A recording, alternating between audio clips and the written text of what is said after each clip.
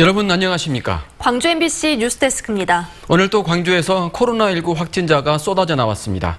지난 주말 이후 닷새 동안 나온 확진자가 전체 누적 확진자의 절반을 넘었습니다.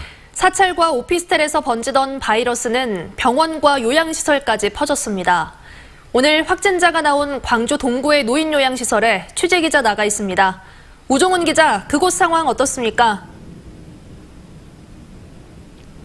네, 저는 지금 광주 동구에 위치해 있는 아가페 노인요양시설에 나와 있습니다. 어제는 이곳에서 요양보호사로 일했던 50대 여성이 46번째 확진자가 됐는데요. 오늘은 이곳 시설에 입소해 있는 노인 3명과 교회 관계자 등 총 12명이 무더기로 확진됐습니다. 광주시는 이 건물 전체에 대해 격리 조치를 하는 한편 역학조사를 벌이고 있습니다. 광주에서는 매일같이 코로나 확진자가 쏟아지고 있습니다. 어제 12명, 오늘 15명 등 지난 27일 이후 닷새간 발생한 광주 지역의 확진자는 38명에 이릅니다. 호남권 등 비수도권으로 감염이 확산되는 경향이 계속되고 있습니다. 지역적 확산이 계속되고 있어 자칫 유행이 커질 위험성이 지속되고 있다고 볼 수 있습니다.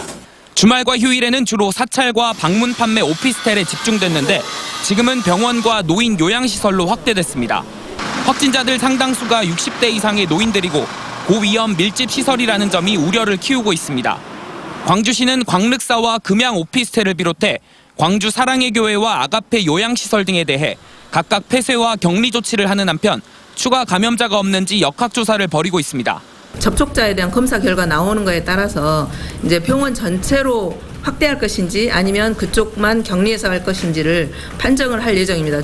확진자가 급증함에 따라 이들과 만난 접촉자들도 급증하면서 광주시 보건환경연구원 등 보건당국은 밀려드는 검체 조사에 안간힘을 쏟고 있습니다.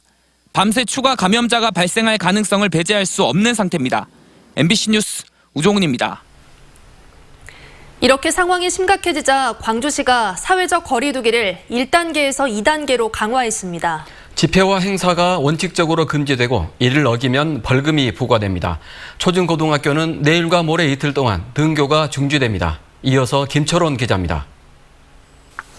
광주의 코로나 확산세가 무섭습니다. 처음 코로나 확진자가 생긴 지난 2월 이후 5달 동안 생긴 전체 확진자의 절반 이상이 최근 닷새 동안에 집중됐습니다.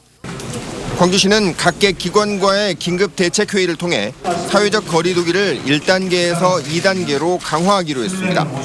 실내 50인 이상, 실외 100인 이상의 모든 집회와 각종 행사를 7월 2일부터 2주 동안 원칙적으로 금지했습니다.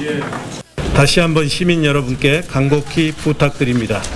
시민들께서는 불효불급한 외출과 모임 및 다중이용시설 이용을 자제해 주시기 바랍니다.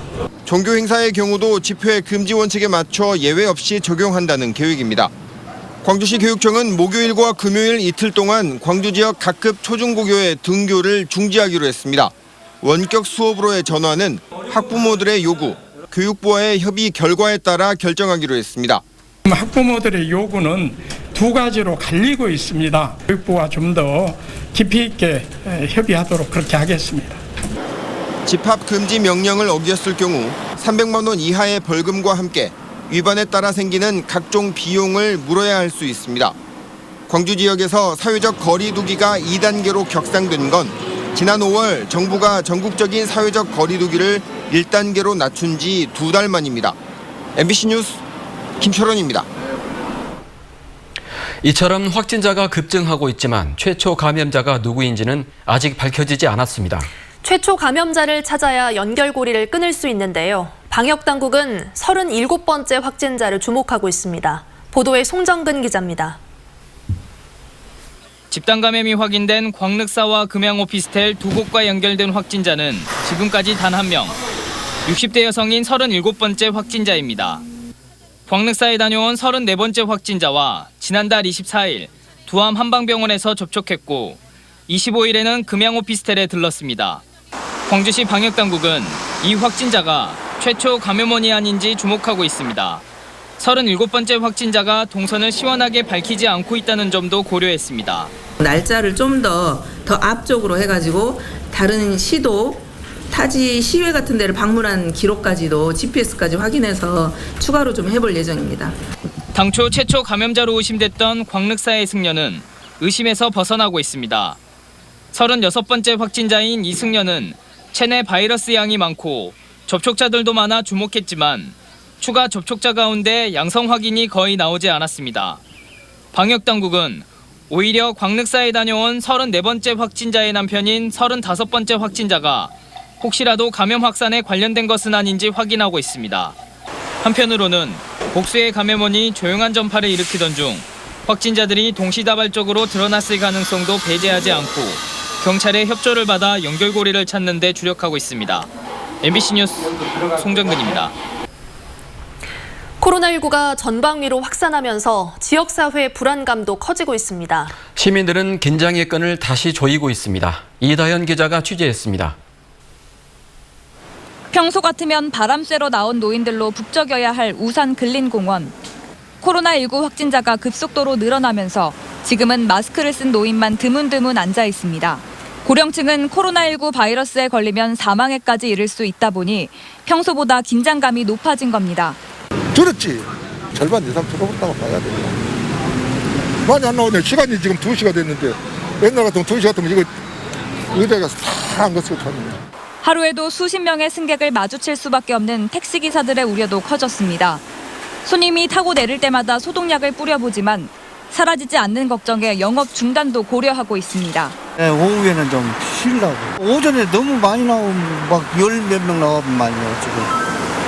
그래서 좀 한 2, 3일 쉬었다가 그러니까. 확진자가 다녀간 동선을 따라 광주 곳곳에서 방역이 이어졌습니다.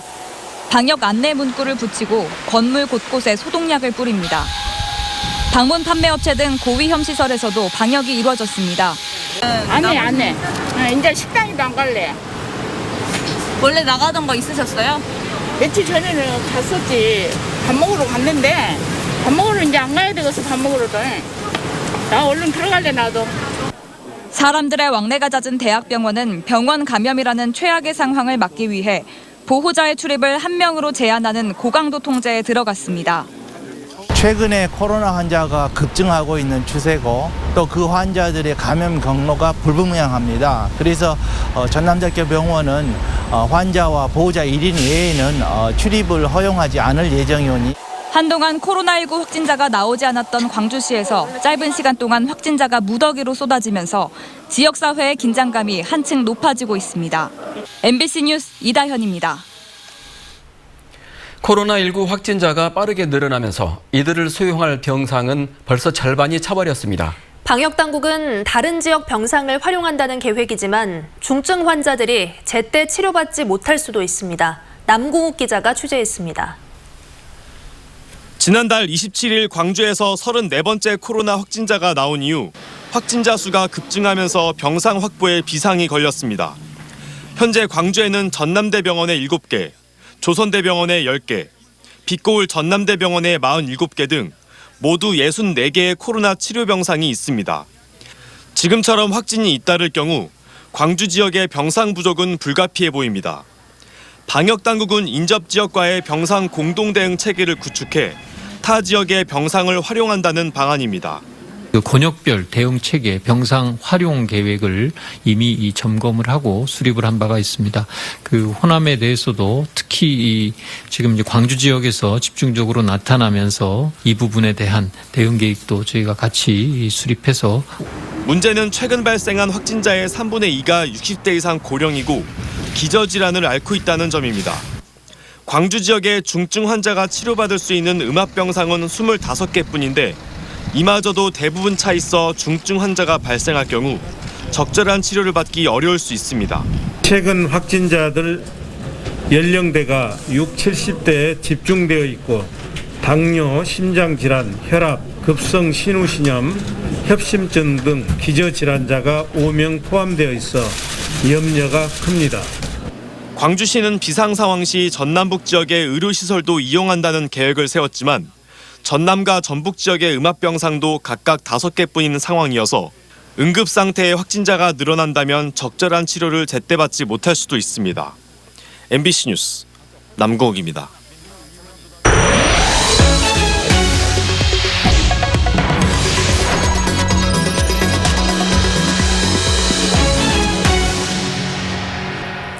근로정신대 할머니와 함께하는 시민 모임이 일본의 반도체 소재 수출 규제 조치 1년을 맞아 일본의 사죄와 배상을 다시 한번 촉구했습니다.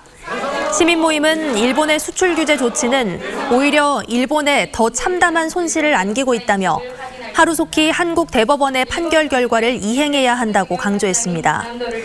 또 대법원 판결이 1년 8개월이 지났지만 우리 정부는 개인의 송사쯤으로 취급하고 있다며 문제 해결을 위한 정부의 적극적인 자세를 요구했습니다.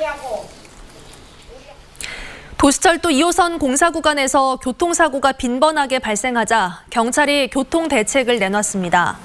광주지방경찰청은 공사 구간 제한 속도를 60km에서 50km로 하향했습니다.